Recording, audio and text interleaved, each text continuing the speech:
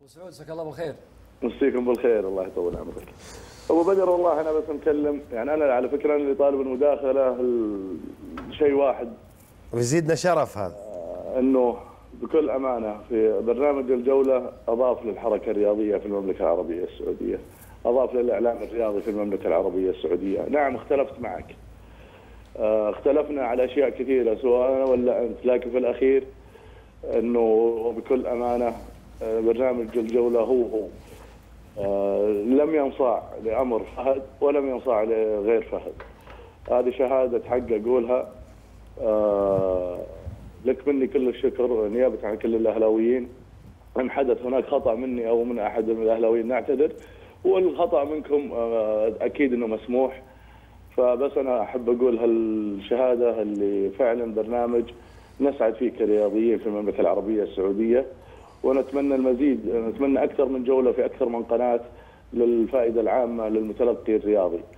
أشكر ضيوفك الكرام، نختلف مع بعضهم في الآراء ولكن يجمعنا حب هذا الوطن، حب الرياضة. الأخ عادل التويجري كمثال موجود، أنا عشان عادل ملحم بس ولا ابو غيداء معها غالي. ترى هذه اجنده ابو سعود، مساء الخير، ترى هذه من ضمن الاجنده. لا بس احمد ربك انه فك الجبس ولا كان علوم.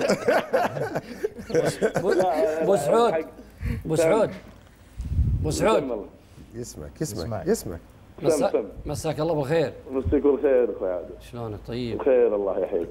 لا احنا ترى اجندتنا انا وانت مختلفه عن اجنده عادل التويجري، فما عليك منه يعني. شفت يا عادل، عرفت ليش هاجمتك ابو غيداء؟ هذا اي واحد يتكلم معاه عنده اجنده على طول.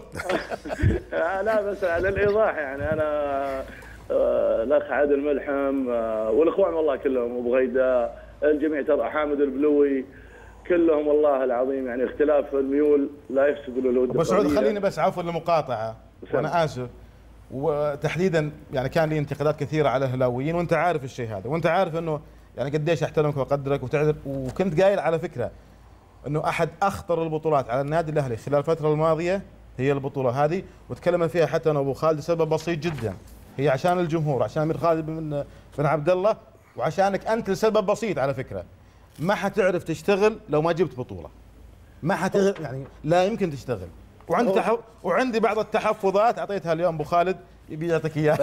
بس ترى ابو سعود ترى اكد يا ابو سعود، قال حتضر الاهلي كثير البطوله ذي.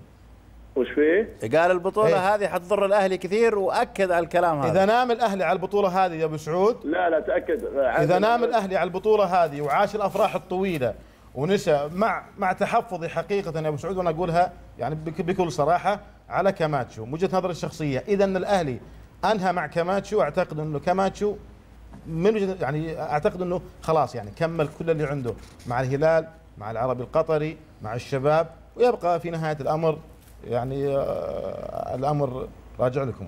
بس انا بقول اخوي عادل، احنا في عز الافراح وفي ارض الملعب قبل التتويج قلت كلمه وانا الى الان مصر عليها، قلت لن تنسينا هذه البطوله اخطائنا اللي ارتكبناها طوال الموسم. فصدقني انه بالعكس، يعني لا يمكن ان تكون ابره مخدره لي انا شخصيا او للاداره عموما، بالعكس احنا بدينا العمل من ثاني يوم، من يوم السبت واحنا بادين العمل للموسم القادم. بالتوفيق يا ابو سعود. فيما يخص كاماتشو يعني كلنا نعرفه ونعرف امكانياته. الى الان اخوي عادل انا اقول هو خيار من ضمن مجموعه خيارات، حنرى وش الافضل للنادي الاهلي وعلى ضوءها ان شاء الله حيتم الاختيار. الله يوفقك. لكن انا بس هي الكلمه اللي انا والله يعني انا ما جينا نحكي على الاهلي قد ما انا جاي احكي عن برنامج الاخ وليد، برنامج الجوله. ضيوفك يا وليد كانوا يضيفوا للحركه الرياضيه وبكل امانه، انتقاء كان اكثر من متميز، يختلفوا في ميول او في اراء ويتفقوا على اثراء الساحه الرياضيه. حبيبي يا امير والله تسلم. لكن انا في الختام يا ابو بدر، من حقهم بدر انك تاخذهم اجازه. لا تورطني. توريط على الهواء هذه يا ابو سعود. اي على الهواء. ترى يا بدر يعني لك حق ولا يلعب عليك وليد. صرفتها الدمام. قاعد عزوبي في جده. ما عليه ان شاء الله انها هي متابعه الان. وترى يعني وليد مقصر معكم هال 11 شهر. وليد كنا سنتر في واحده من الانديه. لا ويا ابو سعود يتمرن. ويا ابو سعود شكل الامير انا يوم ورطت على الهواء على شكل المدام في البيت ورطوه برحله فيبغى يرد لي واحده بواحده تقول ابو سعود ضاعت 500,000 الله يعين. ابو سعود يقول وداها الدمام مطار البحرين في اليوم تقلع 30 رحله. لا انا مستعد طال عمرك اتكفل. لا